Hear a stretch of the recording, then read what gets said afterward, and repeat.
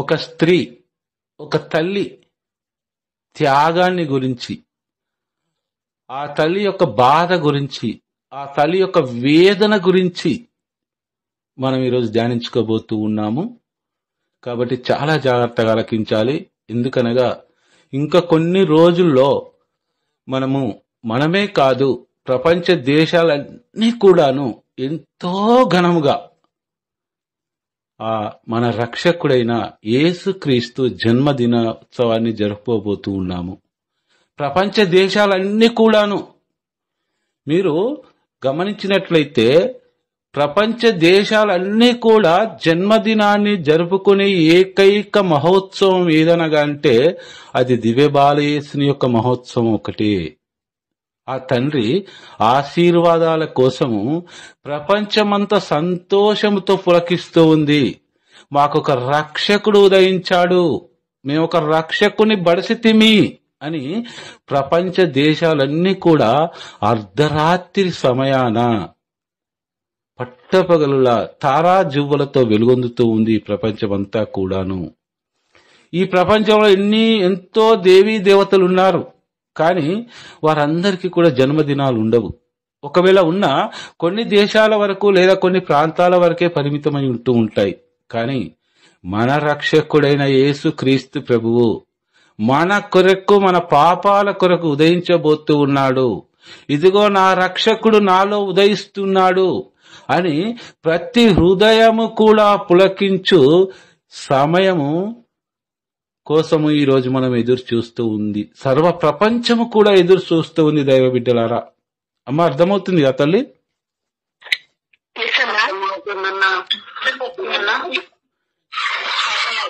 చూడనమ్మా, వాక్యాన్ని ఆలకించండి.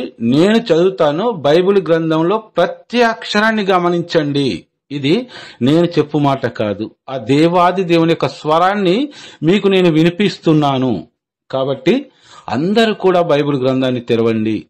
సర్వ ప్రపంచ దేశాలన్నీ కూడా మరికొన్ని రోజులలో ఎంతో సంతోషముతో ఆ తండ్రి దేవుని యొక్క బాలయేసుని యొక్క జన్మదినాన్ని జరుపుకోబోతున్న శుభ సందర్భంలో మనొక స్త్రీ గురించి, ఒక తల్లిని గురించి మనం ధ్యానించుకోవాలి.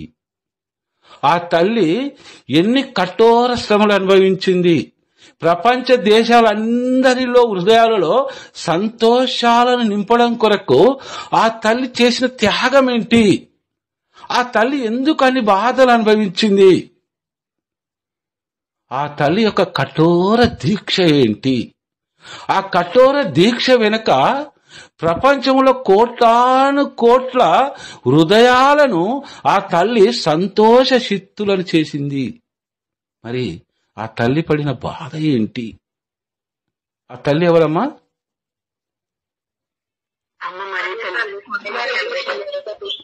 చూద్దాం.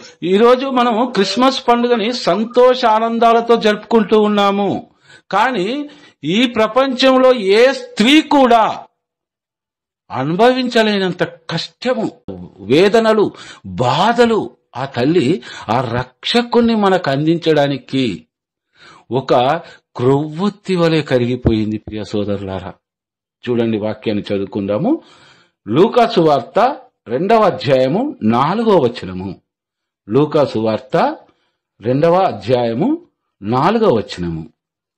యోసేపు దావీదు వంశస్థుడైనందున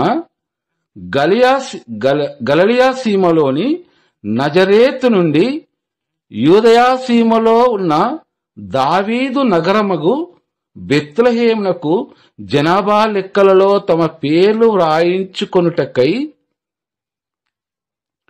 తనకు ప్రదానము చేయబడినట్టు గర్భవతి అయిన మరియమ్మను కూడా వెంటబెట్టుకొని వెళ్ళెను. వాక్యాన్ని నేను యోసేపు దావీదు వంశస్థుడైనందున గలిలయ సీమలోని నజరేతు నుండి యూదయ సీమలో ఉన్న బెత్లెహేమునకు, దావీదు నగరమగు బెత్లెహేమునకు మధ్యన దూరం ఎంత ఉంటుంది అంటే, వ్యత్యాసం ఎంత ఉంటుందంటే, ఈనాటి కాలంలో, ఆనాడు మైళ్ళతో కొలిచేవారు, ఈనాటి కాలంలో మనం కిలోమీటర్ల లెక్కలు ఆలోచిస్తే 140 నుండి 150 కిలోమీటర్లు, 140 నుండి 150 కిలోమీటర్లు వారు నజరేతు నుండి బెత్లెహేమునకు ప్రయాణం అవ్వాలి. అప్పుడు మరియమ్మ గారి పరిస్థితి ఏంటమ్మా? నిండు గర్భిణి, 9 మాసాల గర్భిణి. వారి ప్రయాణం దేనిపైన? గాడిద పైన. ఈరోజు మనం చూసినట్లయితే మన నడక కంటే కూడా గాడిద ఎక్కువ స్పీడ్గా నడవలేదు. కానీ నిండు చూడాలు, నిండు గర్భిణి, 9 మాసాల ఆ తల్లి గాడిద పైన కూర్చోవడం జరుగుతుంది. చలికాలములో 140 కిలోమీటర్ల ప్రయాణము, కొండ ప్రాంతం, లోయలు, గుట్టలు, వారి ప్రయాణం సాగాలి. జోజప్ప గారు వారు తినడానికి ఆహార పదార్థాలన్నీ కూడా మనకు ఇమేజెస్ లో చూసినట్లయితే మరియమ్మ గారు గాడిదపై కూర్చొని ప్రయాణం చేస్తున్నట్టు, యోసేపు గారు పక్కన నడుస్తూ ఉన్నట్టు మాత్రమే చూస్తాం మనం ఇమేజెస్ లో. కానీ మనం ఈ వాక్యాన్ని లోతుగా ఆలోచించినట్లయితే అంత సింపుల్ గా ఉండదు.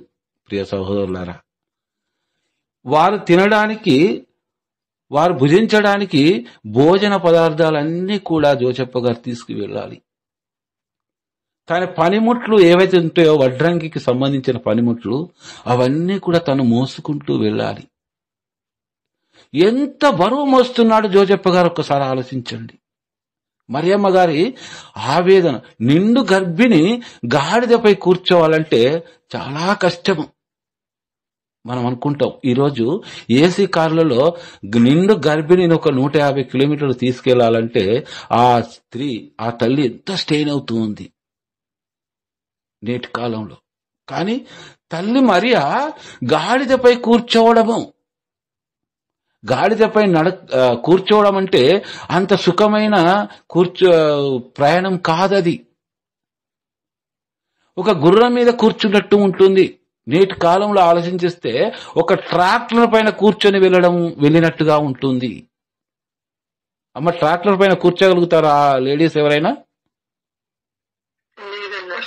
కానీ అంత వేదన, అంత బాధాభరితమైన తాను, నిండు గర్భిణైన తను, తన గర్భంలో ఎవరున్నారు?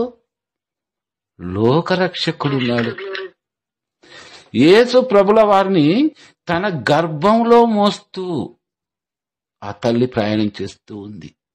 అతి కష్టం మీద, అది వర్ణాతీతమైన బాధ ఆ తల్లిది. నడవలేదు, రాత్రి పగలు ప్రయాణము. గాడిద ఒక్కరోజు 40 కిలోమీటర్లు ప్రయాణం చేయలేదు. కానీ 140 కిలోమీటర్లు వారు ఆ గాడిద మీద మరియమ్మ గారు ప్రయాణం చేశారు. అమ్మా, ఈ ఊహించుకోవడానికే భయంగా ఉంది కదా, ఏ విధంగా తల్లి,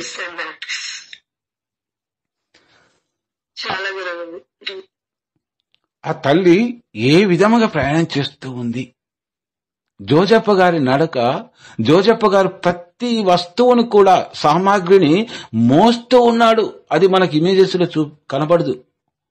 వారికి కావలసిన భోజన పదార్థాలు, ఆయన చేయవలసిన పనిముట్లు, వారికి ఒక స్థావరం అంటూ లేదు. ఎక్కడికి వెళ్తే జోజప్ప గారు అక్కడ పనిని వెతుక్కోవాలి. కుటుంబ పోషణకు తగిన ఫలాన్ని సంపాదించుకోవాలి జోజప్ప గారు. ఎంత దీనహీనమైన బీద కుటుంబము. ఒకసారి మనం ఆలోచన చేస్తే ఆ తల్లిని తలుచుకుంటే మన కళ్ళ వెంట మనకి తెలియకుండానే కన్నీరు కారుతూ ఉంది. ప్రియ దైవ బిడ్డలారా, మనం అనుకుంటాం సింపుల్ గా, నజరేతు నుండి బెత్లెహేముకు వచ్చారు, సత్రంలో చోటు లేదు కాబట్టి పశుల పాకలో మరియమ్మ లోకరక్షకుడికి జన్మనిచ్చింది అని సింపుల్ గా చదువుకొని వెళ్ళిపోతాం. కాదు, ఒకసారి మీరు ప్రభుని ప్రార్థించండి, తల్లి దేవుని ప్రార్థించండి. ప్రభువా, ఈ వాక్యాన్ని నాకు పూర్తిగా తెలియపరచు, ఈ వాక్యంతో నాతో మాట్లాడు తండ్రి అని ప్రార్థించు. నీకు ఆ రోజు నజరేతు నుండి బెత్లెహేముకు జరిగిన ప్రయాణము, ప్రియ దైవబిడ్డలారా, దేవుడి నేను మనోనేత్రాలను తెరిచి నీకు చూపిస్తాడు. ఈరోజు కొన్ని రోజులు ఎంతో సంతోషంతో మనం క్రిస్మస్ జరుపుకోబోతూ ఉన్నాము. ఆ తల్లి యొక్క బాధ వర్ణాతీతము. రాత్రి కాగానే అది అడవి కావచ్చు, ఎడారి కావచ్చు, అక్కడ విడిది చేయాలి చలిలో. ఆ రాత్రంతా అక్కడే ఉండాలి, వాళ్ళు చీకటిలో ఉండాలి. వారి ప్రయాణం చూడండి, 4-5 రోజులు జరుగుతూ ఉంది ప్రయాణం నజరేతు నుండి బెత్లెహేమునకు. ఆ తల్లి నిండు గర్భిణి ఎంత బాధపడి ఉంటుంది మనం ఆలోచించాలి. బిడ్డలను కన్న తల్లులు ఈ గ్రూపులో చాలా మంది ఉండవచ్చు. ఒక్కసారి ఆ తల్లులకి చాలా బాగా అర్థమవుతుంది మరియమ్మ గారు ఎంత కష్టపడి ఉంటారో ఆ రోజుల్లో, ఆ చలిలో, ఆ కొండ ప్రాంతంలో, ఆ ఎడారి గుండా, ఆ లోయల గుండా, ఒక గాడిద పైన ప్రయాణము. చాలా దుర్భర పరిస్థితి అమ్మా తల్లిది. లోక రక్షకుణ్ణి మనకు అందివ్వడానికి ఆ తల్లి కఠోర దీక్షను, ఆ తల్లి యొక్క వ్యాకులాన్ని ఈ క్రిస్టమస్ జరుపుకునే ముందు మనం ఆ తల్లిని ధ్యానించుకోవాలి.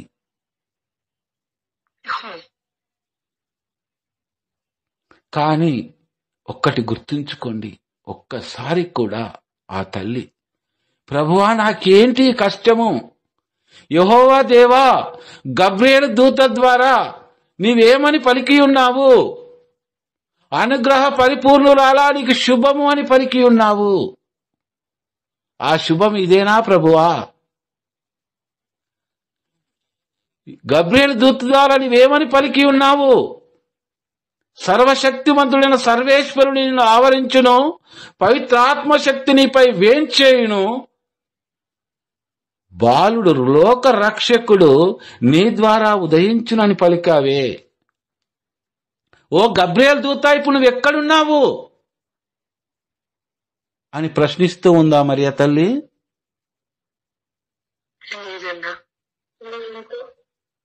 అంత బాధలకు కూడా తల్లి ఆ బాధను మోస్తూ ఉంది, కన్నీళ్లను మింగుతూ ఉంది, దాహం తీర్చుకొనుటకు.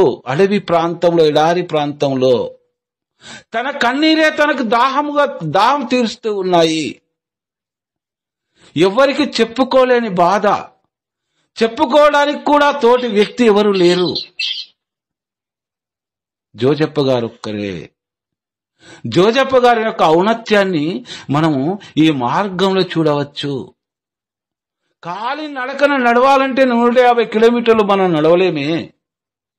కానీ జోజప్ప గారు తన భుజాన ఎంతో భారాన్ని మోస్తూ ఉన్నాడు. 150 కిలోమీటర్లు, అడవి ప్రాంతము, కొండ ప్రాంతము. ఒక్కసారి ఆలోచించండి దైవ బిడ్డలారా, ఆ రోజు పరిస్థితి ఎలా ఉంది? యెహోవా దేవుని ప్రశ్నించలేదా తల్లి? యెహోవా దేవా నాకేంటి పరీక్ష? తన గర్భంలో ఉన్నది ఎవరు? లోక రక్షకుడున్నాడు, దేవాది దేవుడున్నాడు. అయినా కూడా దేవుణ్ణి ప్రశ్నించలేదు. ఈరోజు 4 రోజులు, వారం రోజులు మనం ఉపవాసంతో ప్రార్థన చేస్తే మన కోరిక నెరవేరకపోతే, ప్రభువా ఏంటి నాకు ఈ పరీక్ష, నా ప్రార్థన ఆలకిస్తున్నావా లేదా అని మనం ఆ దేవుణ్ణి ప్రశ్నిస్తూ ఉన్నాం. ఈరోజు ప్రియ దైవ బిడ్డ, మరియామాతను గుర్తు తెచ్చుకో.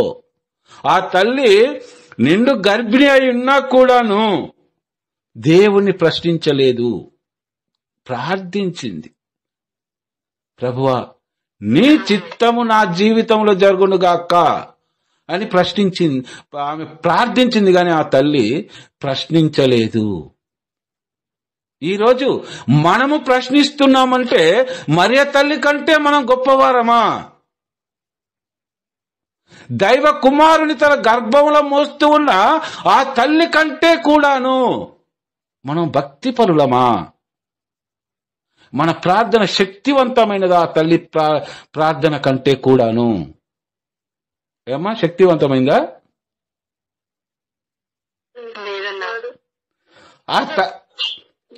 ఆ తల్లి ద్వారా ఈరోజు ఈ రాత్రికాల సమయంలో మనం ఏం నేర్చుకోవాలి?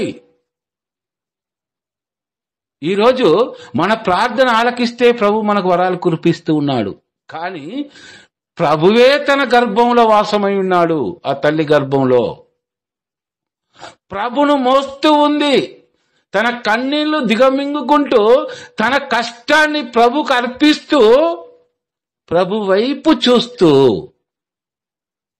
ఆ కష్టమంతా కూడాను దేవుడు నాకిచ్చిన వరము అని భావించి ఆ కష్టాన్నంతా కూడా ఆ తల్లి భరిస్తూ ఉంది. వారి ప్రయాణం సాగుతూ ఉంది. చూడనమ్మా, ఎంత కష్టతరమైన ప్రయాణం అది. ఈరోజు మనం ఆనందోత్సాహాలతో మనం క్రిస్టమస్ జరుపుకోవడానికి సంసిద్ధం అవుతూ ఉన్నాము. కానీ ఒక తల్లి కఠోర దీక్ష ఉంది నీ సంతోషంలో. నీవు సంతోషంగా ఆ బాలయేసు యొక్క జన్మదినోత్సవాన్ని జరుపుకోవడానికి ఒక తల్లి యొక్క వేదన ఉంది. ఆ తల్లి యొక్క బాధ ఉంది. ఆ తల్లి నీకు నాకు సర్వ ప్రపంచానికి రక్షకుని అందించడానికి ఆ తల్లి మనందరి కొరకు బాధపడుతూ ఉంది. ఆలకించండి ఈ వాక్యాన్ని. ఎంత లోతుగా ఆలోచిస్తే దేవుడు నీతో అంతగా మాట్లాడుతూ ఉంటాడు. అప్పుడు ఆ వాక్యము నీ హృదయాంతరంగములో వాసమై ఉంటూ ఉంది. దాన్ని సాతాను ఎన్ని కుయుక్తులు చేసినా కూడాను, నిన్ను ఎంత శోధించినా కూడాను నిన్ను కనీసం త్రాకని కూడా త్రాకలేదు దైవ బిడ్డ.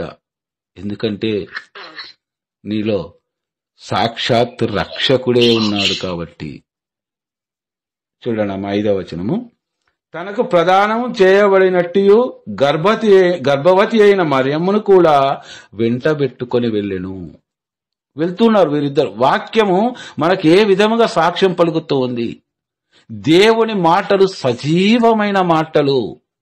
ఇప్పుడు ఎప్పుడు ఎల్లకాలము కూడాను, లోక అంతం వరకు కూడాను ఈ అక్షరాలు కావు దైవ బిడ్డలారా.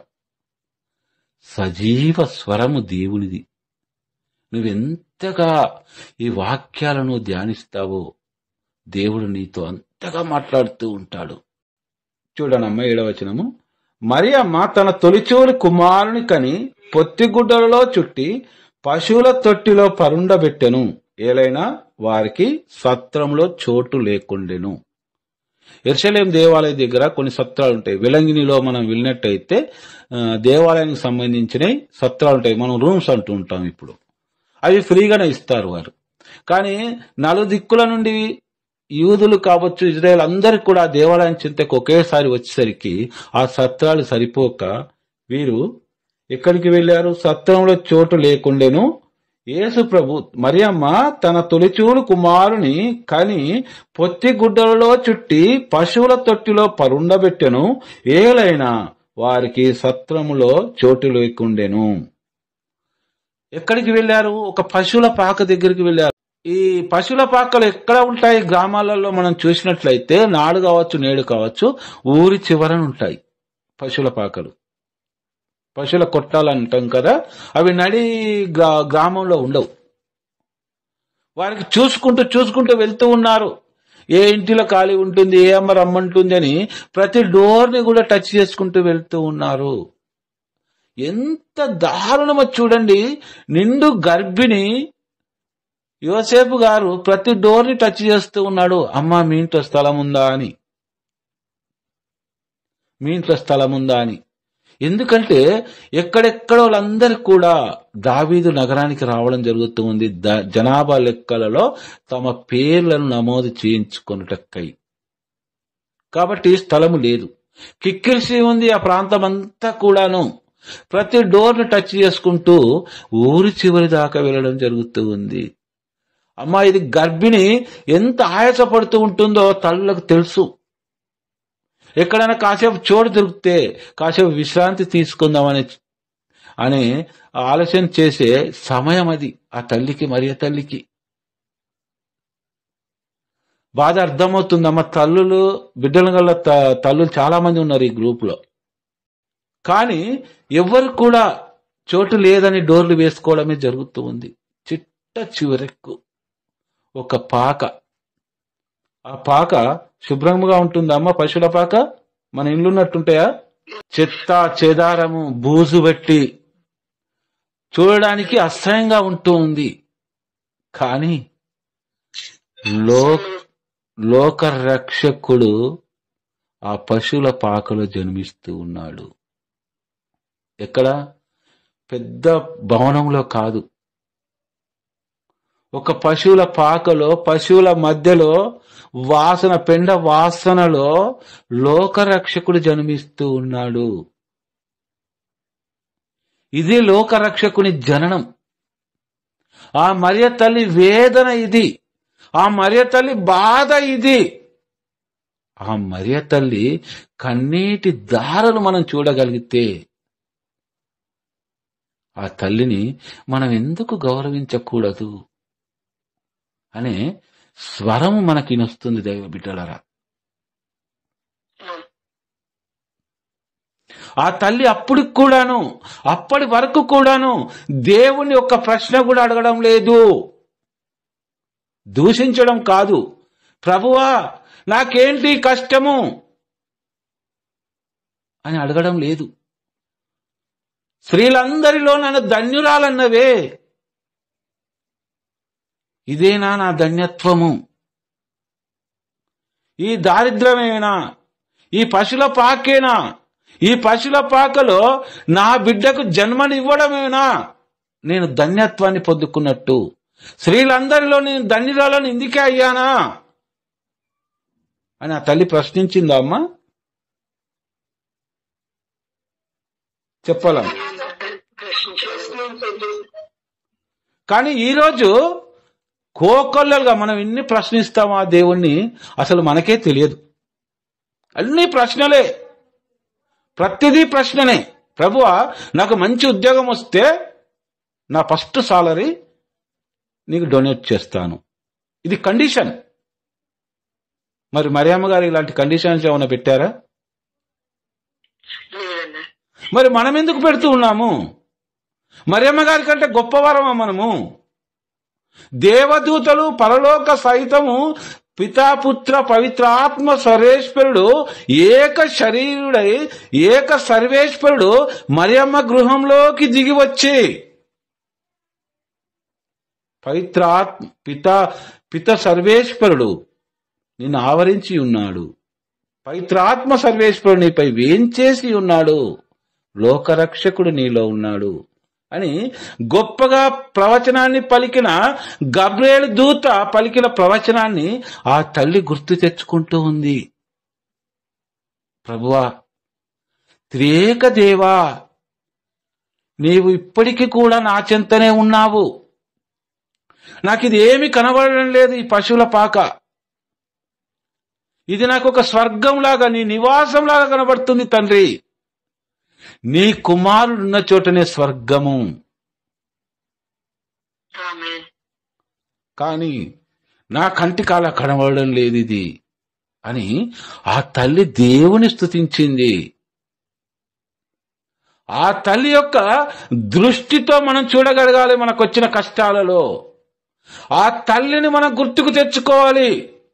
అమ్మా, నీలా ప్రార్థించుటకు తాకు శక్తి ప్రసాదించు తల్లి, నీ మధ్యస్థ ప్రార్థన నాకు కావాలమ్మా అని బ్రతిలాడు, గోజాడు, ప్రార్థించు. ఆ తల్లి నీ కొరకు అనుక్షణము ప్రార్థించుటకు నీ వైపే చూస్తూ ఉంది. ప్రియ దైవ బిడ్డ, 8 దినాలు గడిచిన తర్వాత ప్రతి తొలిచూలు మగబిడ్డ దేవునికి అర్పింపబడలను అని ప్రభు ధర్మశాస్త్రంలో వ్రాయబడి ఉన్నట్లు. అమ్మ చూడండి, 23వ వచనం లూకాసు వార్త 2వ అధ్యాయంలోనే. కరెక్ట్ వాక్యాన్ని మాత్రం గమనించండి తల్లి. ఇది మీకు నేను చేసుకునే బ్రతిమాలతో చేసుకునే విన్నపం అనుకోండి మీరు, కానీ వాక్యాన్ని గమనించండి. దేవుడు మనతో మాట్లాడుతూ ఉంటాడు కాబట్టి ప్రతి తొలిచూలు మగబిడ్డ దేవునికి అర్పింపబడవలేను అని ప్రభువు ధర్మశాస్త్రంలో వ్రాయబడినట్లు మరియమ్మ యోసేపులు బాలుని యెరూషలేమునకు తీసుకొని పోయిరి. నేను నా చిన్ననాడు కావచ్చు, లేదా ఒక 15-20 సంవత్సరాల క్రితం వరకు కూడా మన క్రైస్తవులందరూ కూడా ఈ ఆచారాన్ని పాటించారు. అంటే ఏ విధంగా అంటే ఇప్పుడు మనం ఏ విధంగా దాన్ని చెప్పుకోవచ్చు అంటే, దేవాలయానికి ఇచ్చి కొనుక్కుంటా నా తండ్రి నా బిడ్డకు ఆరోగ్యం బాగుంటే అని మొక్కుబడి చేసుకుంటాం కదా. పీఠం మీద బలిపీఠం మీద పెట్టిన తర్వాత ఫాదర్ గారు బ్లెస్సింగ్ ఇచ్చి ప్రేయర్ చేసి మనం దేవాలయానికి ఇచ్చి కొనుక్కోవడం అంటే తొలిచూలు మగబిడ్డని దేవునికి అర్పించడం. మీరు చూశారు అమ్మ ఎప్పుడన్నా? నేనే చూశాను. కానీ ఈరోజు అది కనుమరుగైంది కదా. ఎందుకు కనుమరుగైంది? మనం వాక్యాన్ని చదవడం లేదు. ఆ వాక్యాల్లో ఉన్న పవిత్రత ఏంటో మనకు తెలియడం లేదు. ఆ వాక్యం ద్వారా దేవుడు మనతో ఏం మాట్లాడుతున్నాడో ఈరోజు మనకు అవసరం లేదు. పార్టీలు చేసుకుంటూ ఉన్నాం లక్షలు పెట్టి, వారసుడు పుట్టిండని. కానీ ఆ రోజు మరియమ్మ యోసేపులు తన తొలిచూలు మగబిడ్డ రక్షకుణ్ణి దేవునికి అర్పిస్తూ ఉన్నారు. దేవునికి అర్పిస్తూ ఉన్నారు. యోసేపు మరియలకు మాత్రమే తెలుసు ఈయన దైవ కుమారుడు అని. ఈ ప్రపంచంలో ఎవ్వరికి కూడా తెలియదు. వారు అనుకుంటున్నారు, అందరూ యెరూషలేము ప్రజలందరూ కూడా, యూదా ప్రజలందరూ కూడా మరియా యోసేపుల కుమారుడే అనుకుంటున్నారు. వీళ్ళు సాధారణ వ్యక్తి అనుకుంటున్నారు. కానీ మరియా యోసేపులకు మాత్రమే తెలుసు ఈయన దైవ కుమారుడు, దైవము. ఈ లోకంలో ప్రతి ఒక్కరి పాపాన్ని పరిహరించుటకు తన రక్తాన్ని దారబోయేటకు వచ్చిన రక్షకుడు అని ఈ దంపతులకి మాత్రమే తెలుసు. మరియమ్మ యోసేపు బాలుని యెరూషలేమునకు తీసుకొని పోయిరి, దేవాలయంలోనికి తీసుకొని పోయారు.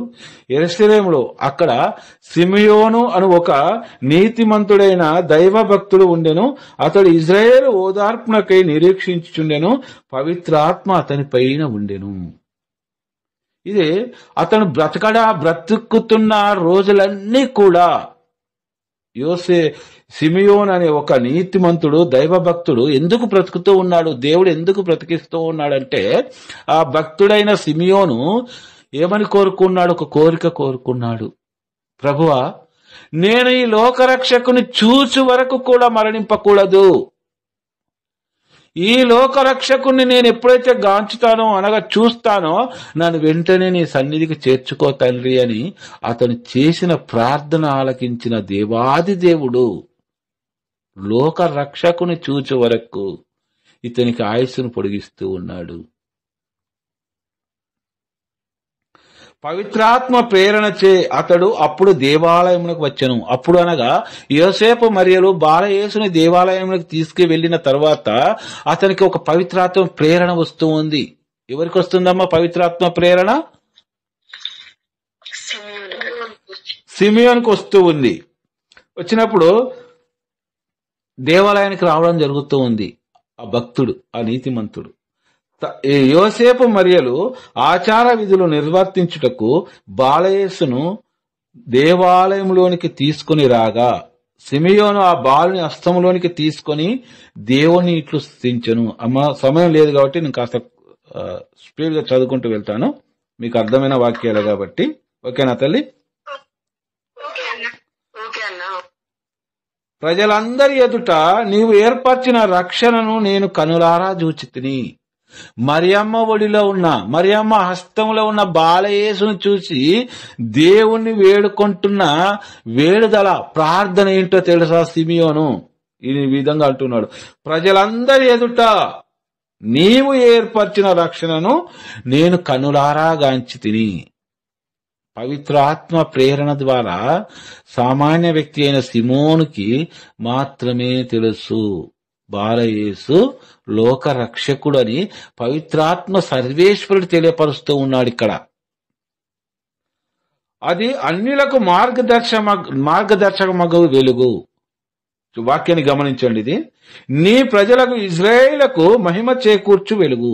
ఇక్కడ ఇద్దరి చూపిస్తూ ఉన్నాడు ప్రభు. ఆ వెలుగు, ఆ దివ్య బాలయేసు అనే వెలుగు అన్యులకు మార్గదర్శకమగు వెలుగు. అన్యులంటే ఎవరు? ఒక యూదులు మినహాయించి ప్రపంచంలో ఎంతమంది అయితే ఉంటారో అంతమంది కూడా అన్యులే. మనం కూడా మనకేమని చెప్తున్నాడు ఆ దేవాది దేవుడు? అన్యులకు మార్గదర్శకమగు వెలుగు. ఈరోజు ఆ దేవాది దేవుడు మనకు మార్గదర్శకము. అంతేకాదు ఆయన వెలుగు.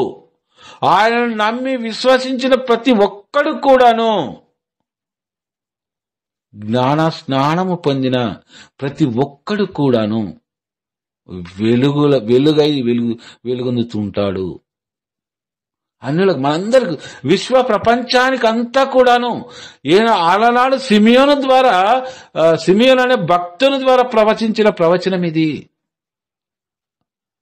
ఆ తరువాతనే నీ ప్రజలకు ఇజ్రాయేలుకు మహిమ చేకూర్చు వెలుగు.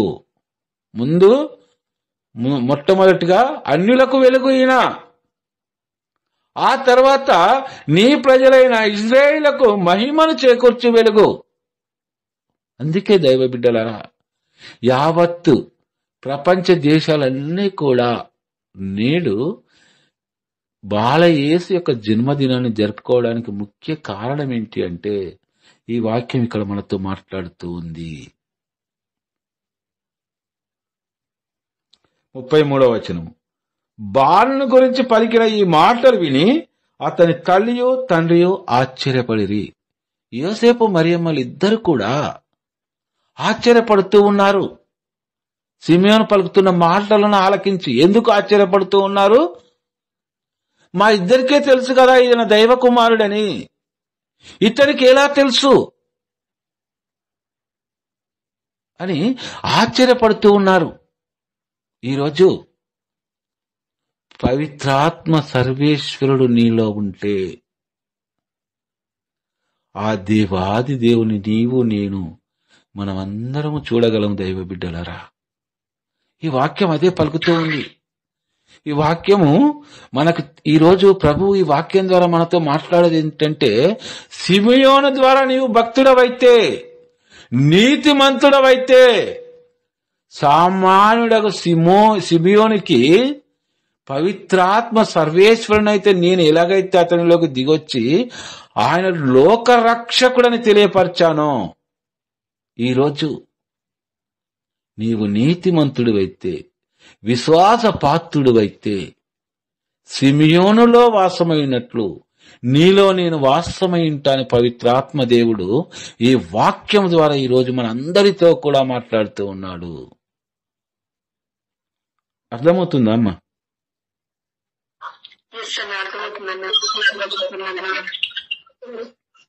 చూడండి అమ్మా, సిమియోను వారిని ఆశీర్వదించి, వారిని అనగా యోసేపు, మరియా, యేసు ముగ్గురిని ఆశీర్వదించి మాట్లాడుతున్న మాట ఆలకించండి. ఆ బిడ్డ తల్లి మరియమ్మతో ఇట్లా నేను ఇంకా చెప్తూ ఉన్నాడు. ఆ పసిబాలను గురించి పవిత్రాత్మ ఏ విధంగా అయితే పలికిస్తూ ఉందో అవన్నీ కూడా పలుకుతూ ఉన్నాడు. ఏమని చూడండి, ఈ బాలుడు ఇజ్రాయేలు అనేకుల పతనమునకు ఉద్ధరింపునకు కారకుడగును, ఇతడు వివాదాస్పదమైన గుర్తుగా నియమింపబడి ఉన్నాడు.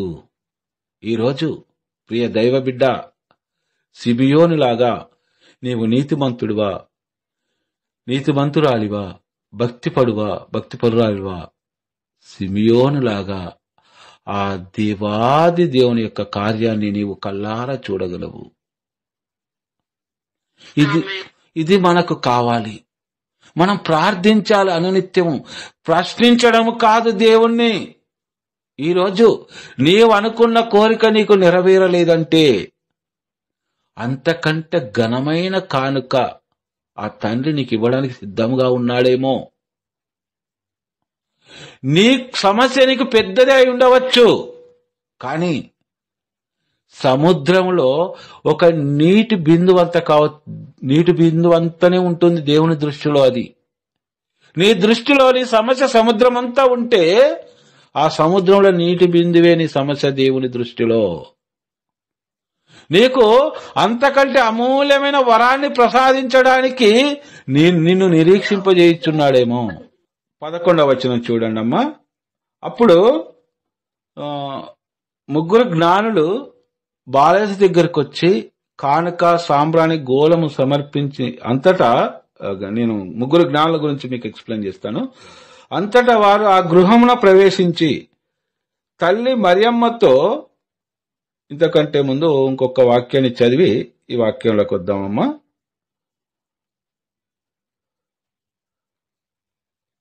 34వ వచనం చూడండి. సారీ అమ్మా. సిమియోను వారిని ఆశీర్వదించి ఆ బిడ్డ తల్లి మరియమ్మతో ఇట్లనెను, ఇదిగో ఈ బాలుడు ఇజ్రాయేలులో అనేకుల పతనమునకు ఉద్ధరింపునకు కారకుడగును. ఇతడు వివాదాస్పదమైన గుర్తుగా నియమింపబడి ఉన్నాడు. అనేకుల మనోగత భావాలను బయలుపరచును. మనోగతం అంటే అనేకుల మనోగతం అంటే మనస్సులో ఉన్నాయి, ఎవరికి చెప్పకుండా జీవితాంతం నా మనసులోనే దాచుకుంటాను వీటిని అని దుర్మార్గపు పనులు చేసి పెద్ద మనుషుల చలామణి అవుతున్న ఆ రోజుల్లో ఉన్న కొందరు వ్యక్తుల గురించి తెలియపరుస్తూ ఉన్నాడు. అనేకుల మనోగత భావాలను బయలుపరచును. ఈయన సామాన్యుడు కాదమ్మా నీ కుమారుడు. అలాంటి వారి హృదయాంతరంగంలో ఉన్న దుర్భర ఆలోచనలన్నీ కూడా ఇతను బయలుపరుస్తాడు, బయట పెడతాడు.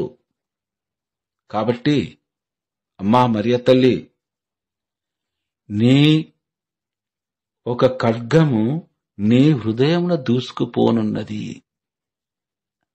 లోక రక్షకుడు ఉదయించాడు అని నీకెప్పటికీ కూడా సంతోషం ఉండదమ్మా. దేవుని యొక్క ప్రణాళిక నీ ఎడల ఏంటి అంటే అంతయో కూడా కష్టదినాలే ఉంటాయి నీకు. దేవుడు నిన్ను ఎన్నుకున్నాడు, నిన్ను ధన్యురాలు చేశాడు. నువ్వు ఏ విధముగా ధన్యురాలు అంటే ప్రతి కష్టాన్ని ఆలకించేదానివి నీవు. ప్రతి బిడ్డ కష్టము కొరకు నీ మధ్యస్థ ప్రార్థన ద్వారా ఆ బిడ్డ ప్రార్థన నా చెంతకు చేర్చేదానవు. కాబట్టి నీకెప్పుడు సంతోషం ఉండదు. ప్రతిరోజు కూడా నీకు వ్యాకులమే. అమ్మా, దేవుడు ఆశీర్వదించిన స్త్రీలందరిలో ధన్యురాలని కొనియాడబడిన ఒక స్త్రీతో దేవుడు మాట్లాడుతున్న మాటలివి. ఈ రోజుల్లో ఈ మాటలు మనం స్వీకరిస్తామా? దేవుడా నువ్వు వద్దేమొద్దు, నీకు దండం అంటావు. ఒక ఖడ్గము నీ హృదయమున దూసుకుపోనున్నది. అది ఏ ఖడ్గము? బాధాభరితమైన ఖడ్గము, దుఃఖభరితమైన ఖడ్గము. అది దూసుకుపోతూనే ఉంటుంది నీ హృదయంలో.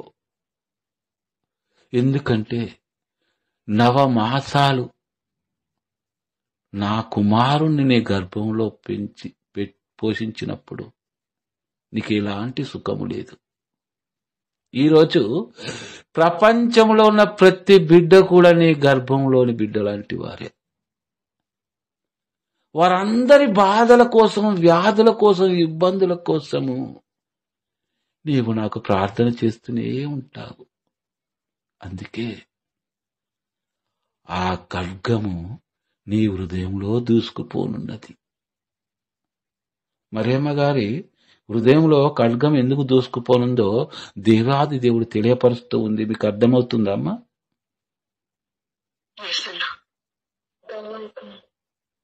ఈరోజు నీ ప్రార్థన, నా ప్రార్థన, నీ వ్యాధి బాధలు, నా వ్యాధి బాధలు ఆ తల్లి హృదయంలో ఒక ఖడ్గంలా ఉన్నాయి.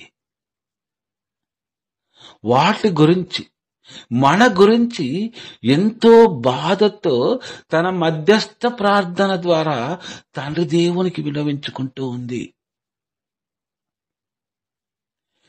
లోకరక్షకుడికి జన్మనిచ్చిన తోడని నీవు ఆనందపడవాకు తల్లి.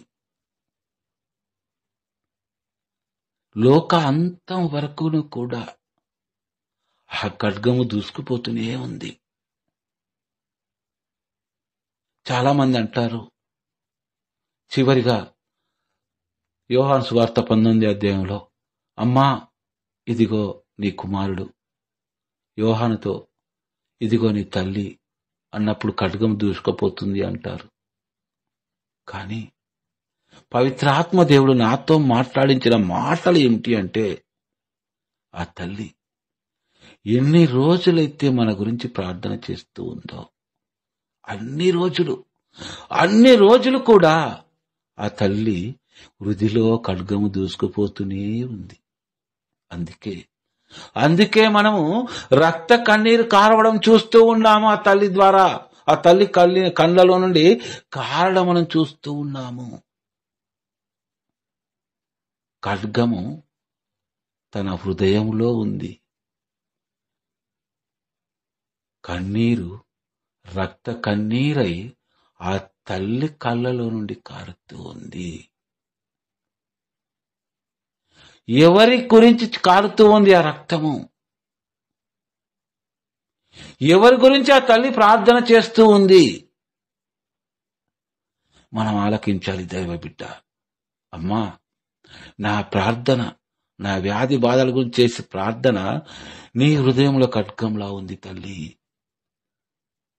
మనమేం చేస్తూ ఉన్నాము? మనం ఈరోజు మనం చేస్తున్న ప్రార్థనలేంటి? ఆలకించండి. మనం చేసే ప్రార్థనకి మరియ తల్లి మన గురించి చేసే ప్రార్థన, మధ్యస్థ ప్రార్థనకి ఎంత తేడా ఉంది. ఈరోజు నువ్వు ప్రార్థన చేస్తూ ఉన్నావు. మరియ తల్లి మధ్యస్థ ప్రార్థన ద్వారా తన దేవుని సన్నిధానం నుండి వెలువడుతున్న వరాలను పొందుకొని మైకు పట్టుకుని సాక్ష్యాలు చెప్తూ ఉన్నావే. ఆ తల్లి వృధిలో ఉన్న ఖడ్గాన్ని నువ్వు చూడగలుగుతున్నావా దైవ బిడ్డ? ఒక్కసారి ఆలకించు, ఆలోచించు, ప్రార్థించు. నీకు కనబడుతూ ఉంది. ఈరోజు నీ కుటుంబంలో నీ కుమార్తెకు గాని నీ కుమారుడు గాని కష్టం వస్తే నువ్వు ఎంతో విలవిలలాడిపోతావే. సర్వ ప్రపంచంలో ఆ తల్లి యొక్క మధ్యస్థ ప్రార్థన ఆశ్రయించిన ప్రతి బిడ్డ ప్రార్థన ఆలకించిన ఆ తల్లి హృదయం ఎలా తల్లడిల్లిపోవాలి? కేవలం నీ కుటుంబంలో వస్తే నువ్వు తట్టుకోలేకపోతున్నావు. ఆలకించండి అమ్మా. ఈ వాక్యాన్ని ఆలకిస్తున్న ప్రతి బిడ్డ కూడా ఈ రోజు నేను ఏ స్థానంలో ఉన్నాను, ప్రార్థనా జీవితము నా జీవితంలో ఎక్కడ ఉంది, నిజంగా నేను విశ్వాసంతో ప్రార్థిస్తున్నానా? నా ప్రార్థనా జీవితాన్ని నేను ఒక భూతద్దం పెట్టి వెతకాలా? నా ప్రార్థనా జీవితము నా స్వార్థం కోసమే ఉన్నదా? నా పొరుగు వారి క్షేమాభివృద్ధికై నేను ప్రార్థిస్తున్నానా? ఆలోచించు. ఈరోజు దేవుడు నీతో స్వయముగా మాట్లాడుతున్న మాటలివి. ప్రార్థన చే శక్తిని నీకిచ్చి ఉన్నాడు. కానీ ఆ శక్తిని నువ్వు వినియోగించుకుంటున్నావా? వినియోగించుకుంటే ఏ విషయాలలో నువ్వు వినియోగించుకుంటున్నావు ఆ ప్రార్థనా శక్తిని? ఆలోచించు దైవ బిడ్డ. ఒక్కొక్క కుటుంబంలో ఒక్కొక్క రకమైన సమస్యలు, ఒక్కొక్కరిలో ఒక్కొక్క రకమైన వ్యాధి బాధలు. అవన్నిటిని కూడా తల్లి మరియా రక్షకుని పాదాల చెంత చేర్చుటకు నీ గృహంలోనే ఉంది దైవ బిడ్డ. ఆలోచించుకో. 11వ వచనం చూడమ్మా. అంతటా వారు ఆ గృహమున ప్రవేశించి తల్లి మరియమ్మతోనున్న బిడ్డను చూసి సాష్టాంగపడి ఆరాధించి పిదప తమ సంచులను విప్పి ఆ శిశువునకు బంగారము, సాంబ్రాణి, పరిమళ ద్రవ్యములను కానుకలుగా సమర్పించిరి. ఎవరు వీరు అంటే 3 జ్ఞానులు లేదా 3 రాజులు. వీరు సాష్టాంగ పడుతూ ఉన్నారు బాలయేసు ముందు. అన్యులు వీరు, తూర్పు దేశం నుండి వచ్చిన ఒక అన్య రాజులు వీళ్ళు. యెహోవా దేవుని గురించి తెలియదు. ఒక నక్షత్రం ఆధారముగా దేవుని చిత్తమైతే మరొక రోజు నక్షత్రాన్ని గురించి వివరించే ప్రయత్నం చేస్తానమ్మా. ఆ నక్షత్రం ఆధారముగా వచ్చి ఇతనే దైవ కుమారుడు అని సాష్టాంగ పడుతూ ఉన్నారు అన్యులు దేవాది దేవుని చెంత. యూదులు ఎవరు పల్లె అప్పటి వరకు, యూదా జాతి పల్లె. యూదా జాతిలో ఒక రక్షకుడు ఉదయిస్తానని నిరీక్షిస్తున్న యూదా జాతి బాలయేసు దగ్గర సాష్టాంగ పడలేదు. కానీ ఎక్కడి నుంచో దూర ప్రాంతాల నుంచి వచ్చిన 3 రాజులు, జ్ఞానులు బహుమానాలు తెచ్చి వారికి ఇవ్వడమే కాకుండా సాష్టాంగ పడుతూ ఉన్నారు ఆ చిన్ని బాలుని దగ్గర. ఈరోజు క్రిస్టమస్ పండుగ నాడు మనం ఎంతమందిని సాష్టాంగ పడుతూ ఉన్నాము? ఆత్మ పరిశీలన చేసుకుందాం. ఒక అన్యులైన జ్ఞానుల వలె ఈరోజు మనము ఆ బాలయేసుని చూసి మనం తరించిపోతూ ఉన్నామా? ఆలకించండి. ఒక్కసారి మనము పురాణాలోచన చేస్తే మన భక్తి విశ్వాసాలు ఎక్కడ ఉన్నాయి? నేను ఎవరిని ద్వేషించడం లేదు దైవ బిడ్డ, బాగా గుర్తు తెచ్చుకోండి. దైవ జ్ఞానములో ఎదగడానికి పవిత్రాత్మ సర్వేశ్వరుడు నాతో పలికిస్తున్న మాటలుగా మాత్రమే మీరు స్వీకరించాలి. కానీ నేను ఎవ్వరిని కూడా ద్వేషించడం లేదు. ముందు మన వైపుకు మనం చూపించుకుంటే ఎదుటి వారిని మనము వేలెత్తి చూపించచ్చు. అదే మాట్లాడుతున్నాడు దేవుడు ఈ వాక్యం ద్వారా. చూడమ్మా, నేను వాక్యాలు చాలా కట్ చేస్తాను. ఎప్పుడన్నా సమయం ఉన్నప్పుడు దేవుని ఆశీర్వాదం ఉంటే మరొకసారి మీకు వివరించే ప్రయత్నం చేస్తాను. మత్తయి సువార్త 12వ అధ్యాయము 47వ వచనం చూడండి. ఒకసారి తీయండమ్మా, అందరు తీయాలి బైబిల్. దయచేసి ఏమనుకోవద్దు తల్లి. ఈరోజు మనం చాలా ఇంపార్టెంట్ మా దేవుని మాటలు వింటున్నాం. మత్తయి సువార్త 12వ అధ్యాయము 47వ వచనము. అప్పుడు ఒకడు, మీ తల్లియు మీ సోదరుడు వచ్చి మీతో మాట్లాడుటకి వెలుపల వేచి ఉన్నారు అని చెప్పెను. యేసుక్రీస్తు ప్రభు ఒక గృహంలో సువార్తను ప్రకటిస్తూ ఉన్నాడు. మరియమ్మ గారు వారి కజిన్స్, యేసుప్రభు యొక్క కజిన్స్, కుమారులు అంటే సోదరులు అంటే యేసుప్రభు యొక్క సొంత మరియమ్మ గారికి జన్మించిన వారు కాదు. ఇక్కడ బాగా గుర్తుంచుకోవాలి. యేసుప్రభు యొక్క కజిన్స్, చిన్నమ్మ కొడుకులో పెద్దమ్మ కొడుకులు ఎవరైనా కావచ్చు వాళ్ళు. మరియమ్మ గారు మరియు సోదరుడు వచ్చి మీతో మాట్లాడుటకి వెలుపల అనగా బయట వేచి ఉన్నారు అని ఒక వ్యక్తి లోపల సువార్తను ప్రకటిస్తున్న యేసు ప్రభువుకు వెళ్లి చెప్పడం జరుగుతూ ఉంది. 48వ వచనం. యేసు ఆ వ్యక్తితో ప్రత్యుత్తరముగా అనగా జవాబుగా, నా తల్లి ఎవరు? ప్రశ్నిస్తూ ఉన్నాడు ఆ వ్యక్తిని. ప్రభువా, నీ తల్లి నీ సోదరులు బయట వేచి ఉన్నారు నీతో మాట్లాడాలని అని ప్రభుకి సమాచారాన్ని తెలియపరిచినప్పుడు ప్రభు ఆ వ్యక్తితో అంటున్న మాట చూడండి. నా తల్లి ఎవరు, నా సోదరులు ఎవరు అని తన శిష్యుల వైపు చూపుచూ వీరే నా తల్లి నా సోదరులు అని చెప్పెను. చూడండమ్మా, ఈ వాక్యాన్ని బాగా లోతుగా ఆలోచించేద్దాం మనము. యేసు అతనితో ప్రత్యుత్తరంగా నా తల్లి ఎవరు, నా సోదరులు ఎవరు అంటే, ఇక్కడ మరియమ్మ గారు మీ తల్లి వచ్చారని చెప్పినా కూడాను, తెలియజేసినా కూడాను యేసు ప్రభు అంటున్న మాట ఏంటి? నా తల్లి ఎవరు, నా సోదరులు ఎవరు అంటే, మరియమ్మ గారిని ఇక్కడ యేసు ప్రభు నిరాకరించినట్లా? నిరాకరిస్తున్నాడా?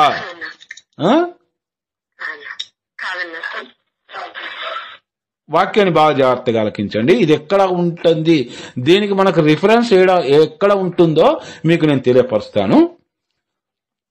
అన్నప్పుడు ప్రభు అంటున్నాడు తన శిష్యుల వైపు చూస్తూ, వీరే నా తల్లి నా సోదరులు అని చెప్పెను. అలాగే 50వ వచనంలో, మరియు వీరే నా తల్లిదండ్రులని చెప్పడమే కాకుండా నా సువార్తను ఎవరైతే ఆలకిస్తారో వారే నా సోదరుడు నా తల్లి అని చెప్పడమే కాకుండా మరి ఒక మాట ఏమంటున్నారు ప్రభుల వారు అంటే, పరలోకమందున్న నా తండ్రి చిత్తమును నెరవేర్చువాడు నా సోదరుడు నా సోదరి నా తల్లి అని పలికెను. ఈ వాక్యానికి మీకు ఏమంటున్నాడు ప్రభు? ముందుగా శిష్యుల వైపు చూపిస్తూ నా వాక్యాన్ని ఎవరైతే ఆలకించి పాటిస్తారో వారే నా తల్లిదండ్రులు అంటున్నాడు, నా సోదరులు అంటున్నాడు. రెండవదిగా పరలోకమందున్న నా తండ్రి చిత్తమును నెరవేర్చువాడు నా సోదరుడు నా సోదరి నా తల్లి అని పలికెను. మరి మరియమ్మ గారు ఎక్కడైనా పరలోకమందున్న తన తండ్రి చిత్తాన్ని నెరవేర్చారా? మరియమ్మ గారిని ఇక్కడ తృణీకరిస్తున్నాడు. మరియమ్మ గారు ఎక్కడ నెరవేర్చి ఉన్నారో చూద్దాము. లూకాసు వార్త 1వ అధ్యాయము 38వ వచనము. లూకాసు వార్త 1వ అధ్యాయము 38వ వచనము. ఈ వచనాన్ని చదివే ముందు యేసు ప్రభు ఒక గొప్ప రహస్యాన్ని బయట పెడుతూ ఉన్నాడు, అక్కడ తెలియపరుస్తూ ఉన్నాడు మరియమ్మ గారి గురించి. ఎందుకంటే ఈ వాక్యాన్ని చాలా మందికి కూడా తెలియదు. ఈ నేటి వరకు కూడా చాలా మంది క్రైస్తవ బిడ్డలకు తెలియదు. ఈ లోకపరంగా భౌతికంగా మీ అందరికీ ఒక తల్లి ఎలా ఉందో అలాగనే నాకు మరియ తల్లి. మీరు అందరూ అనుకుంటున్నట్టుగా ఈయన వడ్రంగి కుమారుడు కాడా అని మీరు ప్రశ్నించారే ఒక సందర్భంలో. ఈ లోక సంబంధమైన బాహ్య సంబంధంగా ఆమె నా తల్లి. రెండవది, ఆధ్యాత్మికంగా నాకే కాదు ప్రపంచానికే తల్లి అని తెలియపరుస్తున్నాడు ఈ వాక్యంలో. ఏమంటున్నాడో చూడాలమ్మా. గొప్ప వాక్యం ఇది, ప్రతి ఒక్కరు కూడా ఆలకించాలి. పరలోకమందున్న నా తండ్రి చిత్తమును నెరవేర్చువాడు నా సోదరుడు నా సోదరి నా తల్లి. ఈ మరియమ్మ గారి గురించే ఈ వాక్యం. ప్రభు పలుకుతున్న మాట ఏంటో చెప్పాలనా? ఏ వాక్యాన్ని తీసుకొస్తున్నాడు ప్రభు అంటే, లూకాసు వార్త 1వ అధ్యాయం 38వ వచనం. ప్రతి ఒక్కరు తీయండి అమ్మా బైబిల్లో. ఒక్క నిమిషం ఆగుమన్నా ఆగుతాను నేను. తీశారమ్మా? ఓకే. అంతటా మరియమ్మ, ఇదిగో నేను ప్రభువు దాసురాలను, నీ మాట చెప్పున నాకు జరుగునుగాక. ప్రభువుతో గబ్రియేలు దూతతో ఎప్పుడు మాట్లాడుతూ ఉంది తల్లి అంటే, యేసు ప్రభు తన గర్భంలో పడక పూర్వము, యేసు ప్రభు తన గర్భంలో రాక పూర్వము మరియమ్మ గారు ఏ పలుకు అయితే పలుకుతున్నారో చూడండి. ఇదిగో నేను ప్రభు దాసురాలను, నీ మాట చెప్పున నాకు జరుగునుగాక. ప్రభువా, నీ చిత్తం ఏదైతే ఉంటుందో అవన్నీ కూడా నా జీవితంలో జరుగునుగాక.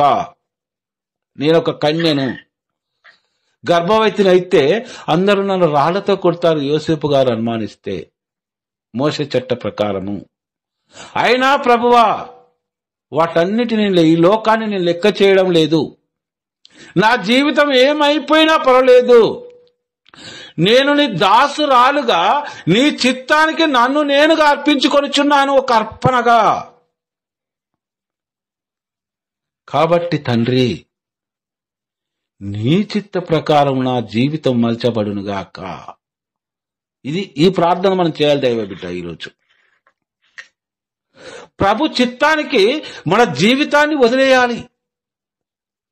మన వ్యాధి బాధలన్నీ కూడా తెలియపరచొద్దా దేవుడి కంటే? ప్రతి వ్యాధి బాధలను తెలియపరిచి ప్రార్థన ముగింపు చివరన, తండ్రి నా చిత్తము కాదయ్యా, నా వ్యాధి బాధలు ఇవి, నీ పాదాల చెంత విన్నవించుకున్నాను తండ్రి, కానీ ప్రభువా నీ చిత్త ప్రకారమే జరగని తండ్రి అని మనం ప్రార్థన ముగించాలి దైవ బిడ్డ.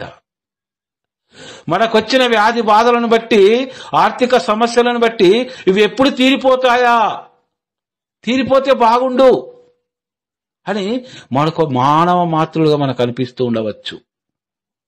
కానీ నీ ఎడల దేవుని ప్రణాళిక చాలా గొప్పది, ఉన్నతమైనది. అది కావాలని కోరుకోవాలి మనం. అందుకే ఇక్కడ మరియమ్మ గారి గురించి యేసు ప్రభు చెప్పకనే చెప్తూ ఉన్నాడు, తెలియజేయకనే తెలియజేస్తూ ఉన్నాడు ఈ వాక్యం. ఇదిగో నేను ప్రభు దాసురాలను, లోక రక్షకుని నా గర్భాన మోసినా కూడా, ఆ లోక రక్షకునికి నీ జన్మనిచ్చినా కూడాను నేను ఎవరిని? ప్రభువా, నీ పాదదాసురాల్ని నేను అని ఎంతగా తగ్గించుకుంటూ ఉంది ఆ మరియ తల్లి. వాక్యంలో మనం చూడవచ్చు దైవ బిడ్డ. అర్థమవుతుందమ్మా? అందుకే ప్రభు అంటూ ఉన్నాడు, పరలోకమందున్న నా తండ్రి చిత్తాన్ని నెరవేర్చువాడు. ఇక్కడ ఎవరు నెరవేర్చారు తండ్రి చిత్తాన్ని? మొట్టమొదటిగా మరియ తల్లి. అంటే పూర్వ గ్రంథంలో చూస్తే చాలా మంది నెరవేర్చి ఉన్నారు, మోషే కాంచి వాళ్ళు, అహరోను కాంచి. కానీ సంపూర్తిగా కష్టాలనే వరాలుగా స్వీకరిస్తూ ఎన్ని కష్టాలు అనుభవించిన ఆ తల్లి ఒక్కరోజు కూడా దైవాన్ని ప్రశ్నించకుండా తనకు తాను పూర్తిగా దైవ పాద సన్నిధికి అర్పించుకొని, ప్రభువా ఇదిగో నేను నీ దాసురాలను, నీ ప్రతి మాట చొప్పున నాకు జరుగునుగాక తండ్రి, నా చిత్తం ఏం లేదయ్యా, నా కోరిక ఏం లేదు తండ్రి అని పూర్తిగా ఆ తండ్రి పాదాలకు అర్పించుకుంది ఆ మరియ తల్లి. ఈ ప్రార్థన మనకు రావాలి దైవ బిడ్డ. ఈ ప్రార్థన మనం చేయగలగాలి. అప్పుడే నీ ప్రతి ప్రార్థన కూడా దేవాది దేవుడు ఆలకిస్తాడు. నీ ప్రతి ప్రార్థన కూడా ఆ దేవాది దేవుని యొక్క ఆశీర్వాదాలు ఉదయకాలపు మంచు వలె నీ చెంత చేరుతాయి. ప్రియ సహోదరి సహోదరుడా, ఆల్రెడీ నా తల్లి నాకు జన్మనివ్వక పూర్వమే ఏ తల్లి అయితే ఎవరైతే వచ్చారో నాకు తెలియజేస్తున్నావో ఆ తల్లి పరలోకమందున నా తండ్రి చిత్తాన్ని నెరవేర్చి ఉన్నది. వాక్యము మనం అర్థం చేసుకోవాలి తల్లి. ఇది దేవాది దేవుని యొక్క మాటలు. కాబట్టి ఆ తల్లిని మనం గౌరవించాలి. ఆ తల్లి యొక్క మధ్యస్థ ప్రార్థన మనకు కావాలి. ఆ తల్లి ప్రతి ప్రార్థన ఆలకించిన దేవుడు ఆ తల్లి మధ్యస్థ ప్రార్థన ద్వారా నీవు చేయు ప్రతి ప్రార్థన కూడా ఆలకిస్తాడు. మనం కొందరు అంటూ ఉంటారు ప్రొటెస్టాంట్ సోదరులు, మరియమాత మధ్యస్థ ప్రార్థనను మనం ఎందుకు ఆశ్రయించాలి? యేసుక్రీస్తు ప్రభువు తెలియపరిచి ఉన్నాడు కదా, నేనే మార్గము సత్యము జీవము, నా ద్వారా తప్ప ఎవడు కూడా పరలోకము చేరలేడని. మరియమ్మ గారి మధ్యస్థ ప్రార్థన ఆశ్రయించకపోతే మనము పరలోకానికి వెళ్ళమా? ప్రభును ప్రార్థిస్తే అని కొందరు క్రైస్తవేతరులు, కథోలికేతర క్రైస్తవులు విమర్శించడం జరుగుతూ ఉంది. మరియమ్మ గారి ప్రార్థన ఒక సపోర్ట్ మనకి. మనం ప్రార్థిస్తున్నది లోకరక్షకునికే, ఆ దేవాది దేవునికే. ప్రతి స్తుతి ఆరాధన ఆయనకే చెందుతాయి. కానీ మన ధైర్యం ఏంటో తెలుసా? పరలోకములో నా గురించి ప్రార్థన చేసే నా తల్లి ఉన్నది. ఆ తల్లి ప్రార్థన కూడా కావాలి. ఎందుకంటే నేను పాపిని. నా గురించి ప్రాధేయపడు ఒక తల్లి నా గురించి ఉన్నది అక్కడ తన మధ్యస్థ ప్రార్థన ద్వారా చేయుటకు. ఈ ఒక నమ్మకము, విశ్వాసము దైవ బిడ్డలారా, యేసు ప్రభుని ప్రార్థించినా మనకు వరాలు వస్తాయి. కానీ మన విశ్వాసం ఏంటి అంటే పరలోక భూలోక మాత అయి ఉన్నది ఆ తల్లి. ప్రభు ఈ వాక్యంలో అదే అంటున్నాడు, నా తండ్రి చిత్తాన్ని నెరవేర్చిన నా తల్లి నాకు మాత్రమే తల్లి కాదు, భూలోకంలో ఎంతమంది అయితే ఉంటారో అంతమందికి కూడా ఆమె తల్లి అయి ఉన్నది అని ఈ వాక్యం ద్వారా మనకు తెలియపరుస్తూ ఉన్నాడు దైవ బిడ్డ. ప్రియ సహోదరి సహోదరులారా, ఆ దేవాది దేవుడు నా నోట ఉంచిన ఈ వాక్యాలను పవిత్రాత్మ సర్వేశ్వరుని యొక్క మహిమతో వెలువరిచాడని నిండు మనసుతో విశ్వసిస్తున్నాను. అంతేకాకుండా ఆలకించిన మీ అందరి హృదయాంతరంగాలను తెరచి ఆ దేవాది దేవుడు తన వాక్కును మీ హృదయాంతరంగాలలో పదిలపరిచాడని, మీలో ఉన్న సకల దురాత్మలను తీసివేసి పవిత్రాత్మ శక్తిని నింపి ఆయన వాక్కు చిత్త ప్రకారము మీ జీవితాలను మలుచుమని ఆ దేవాది దేవుణ్ణి నిండు మనసుతో విశ్వసిస్తున్నాను. ఆమేన్.